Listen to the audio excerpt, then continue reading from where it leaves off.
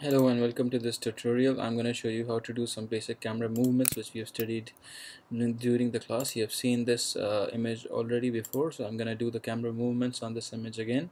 So there are two ways you can create a new symbol with that image. You can go to insert new symbol, make sure it's a graphic, or you can import it over here. Obviously first you need to import. Okay, replace because I've imported again, so I'll get rid of one of these. So, or if you don't want to do from insert new symbol, you can just place the image over here and then convert the symbol. Obviously both of them will be doing the same thing. I myself personally prefer doing this from here, insert new symbol, because I can place it correctly uh, as I like. So I place it in the middle, right, and then I'm gonna go back to my scene, and then I'll drag and drop the symbol over here.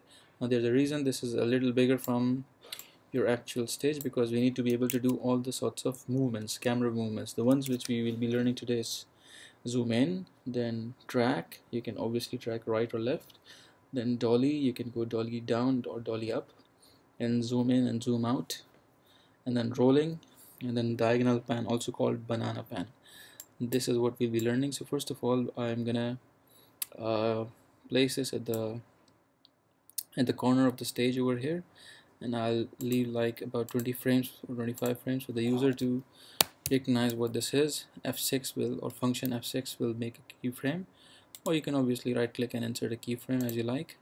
Now after 25, I'm gonna create one more keyframe at about 40.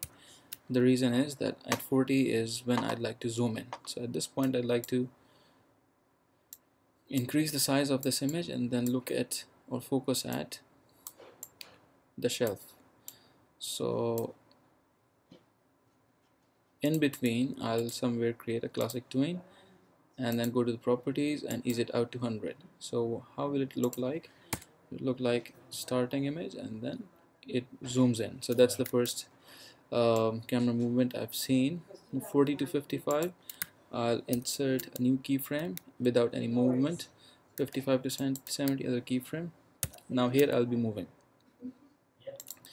I'll be moving to the right side. So if the camera wants to move towards the left, that means the image you have to move towards the right side. If the camera wants to move towards right, the image you will move towards left. Now this is called tracking over here, which we are doing. You just tracked towards the left, and in between I'm gonna create a classic tween and I'm gonna ease it out. So let's see how it looks. It's a little, if you feel at some time it's a little quicker, you can obviously give it some more time.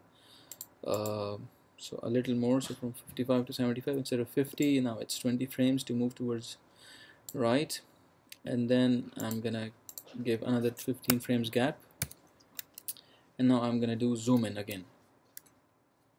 So let's say another keyframe at 105, and now zoom in to the calendar, and then we'll start the dolly down. So now we are zooming into the calendar.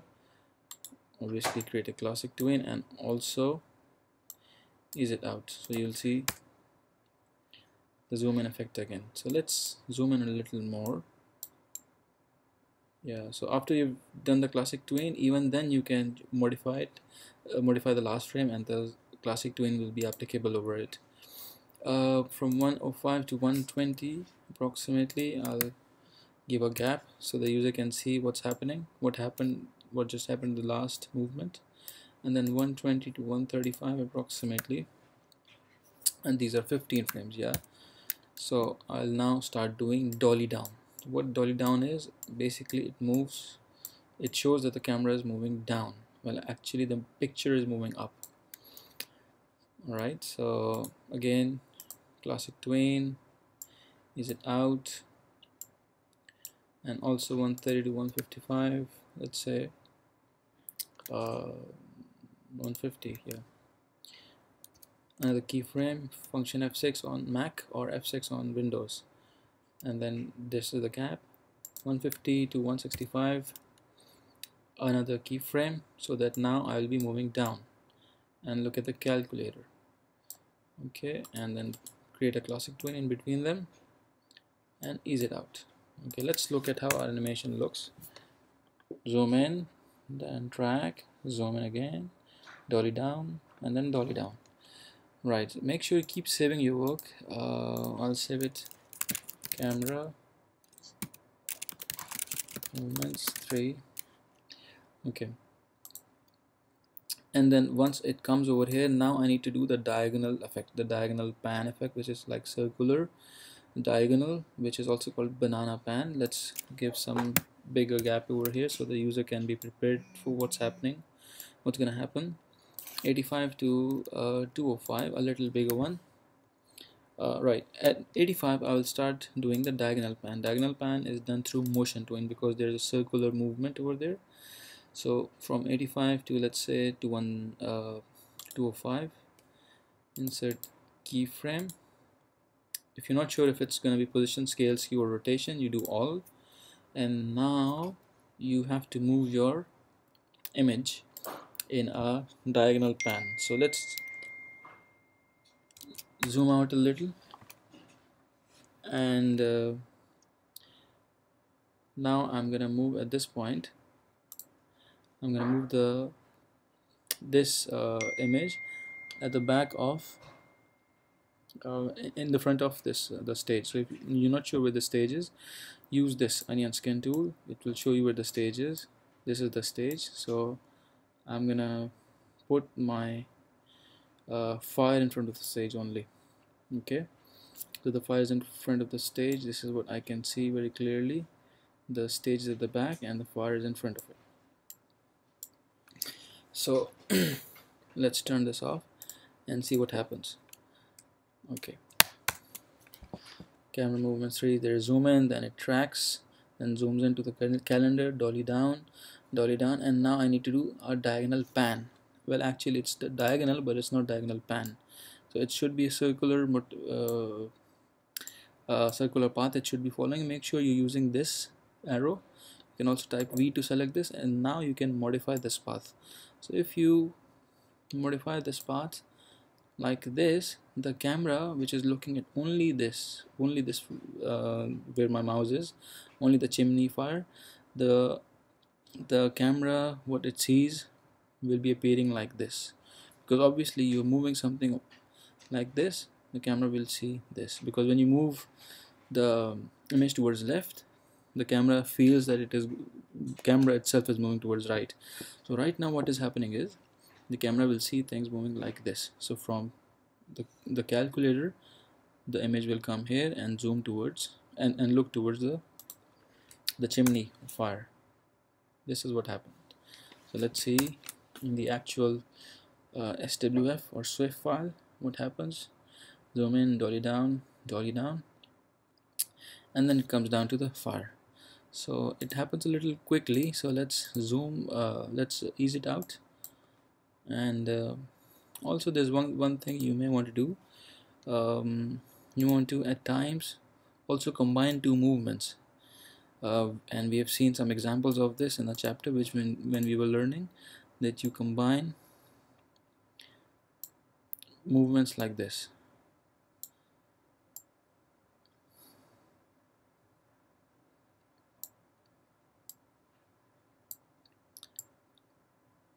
So it actually there's a diagonal movement, and also there's zoom out. So this zoom out effect. So let's see how it looks. There's zoom, track, zoom in, track, and then diagonal pan, where it also zooms out and there's a diagonal also created. So the last thing I want to do with this motion tween is make sure you copy this image by this copy, next frame in another layer, because I don't want to continue the motion tween, a blank keyframe, and then paste in place. When you do paste in place, it will paste exactly where it copied it from. So it will continue from the next frame, but in a different layer, exactly from the same position and shape and size. And now I would like to continue this for a few frames, and then I will start the rolling, which is actually rotation. Okay, from 230 to, let's say, 255, I will not move the image by itself. I'll create a classic tween in between them, create classic tween, and in the properties of the classic tween I will go to rotate to clockwise. Alright, one thing please remember, when you are doing rotation, there's a circular I'm just undoing the classic tween. There's this circle, you need to find out where it is. Make sure it is exactly in the center. Okay, so this is my image and I need to place the circle in the center. Now I create the new keyframe and then the classic tween, and the classic tween I'll select the clockwise option in the tweening, and let's say make it 2 rotations. So what will happen is it will move completely twice. So let's run this. There's zoom in, track, zoom in, dolly down, diagonal pan, and also zoom out, and then rotation. Okay, it looks cool. So we've done zoom in and zoom out. We've also done diagonal pan, track, dolly. Basically, one more thing which I'd like you to show you, while it is rotating, I'll do one more cool thing. I'll make its size smaller, smaller and smaller and smaller and smaller and smaller.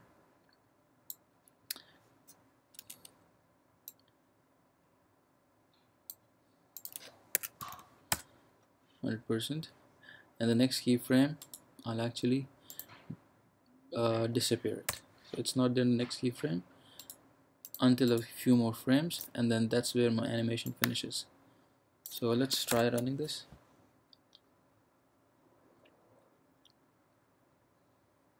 So it rotates and also it zooms out. Okay, so this is the kind of thing which we should be expecting. Now there's one thing happening over here. While it is rotating, it is also moving towards it, it's also like flipping. So this flipping happens because I have mistakenly flipped it towards the other way. So to avoid that, let me just show this to you again. It's good that it happened, basically. So I'm gonna remove this. I'm gonna remove this tween also. Insert a keyframe. Okay, so this is where we started from and this is where we should be ending. Let me just zoom out again so that it gives me a little better control over what I'm doing.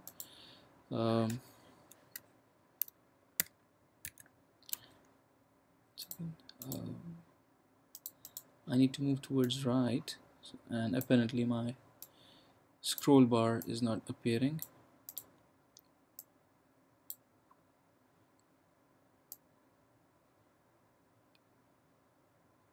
Right, okay, I need to zoom in back again to make a good control of this.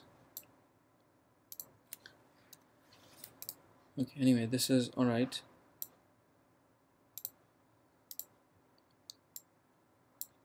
Between these two keyframes, I'm actually doing a classic tween to roll them over. So let's reduce the size of this thing without rotating it, without flipping it, basically. So let's see, it was here before, it's like this now. Create the classic tween and you may see that this is actually reducing. Now whilst it is reducing, I would also like to rotate it. So let's look the clockwise, and right here 2 rotations. So it rotates and it also reduces the size. Make sure when you're doing this effect, do not flip it. Flipping means do not do this. So from here, do not do this. So I'm just gonna undo that. I'll show you. So it zooms out and then rotates. Now I'll do another keyframe and I'll delete it from there. You can also do a blank keyframe and some more frames over there. So now this is complete. Let's watch it now. Zoom in, track, zoom in, dolly down, and then a diagonal pan, which also zooms out, banana pan, and then a rollover, and then a rolling basically, and zoom out together combined. So this is what this effect does. So I'm gonna pause this. I hope you guys enjoyed watching these camera movements. Thank you very much for watching, and have a nice day.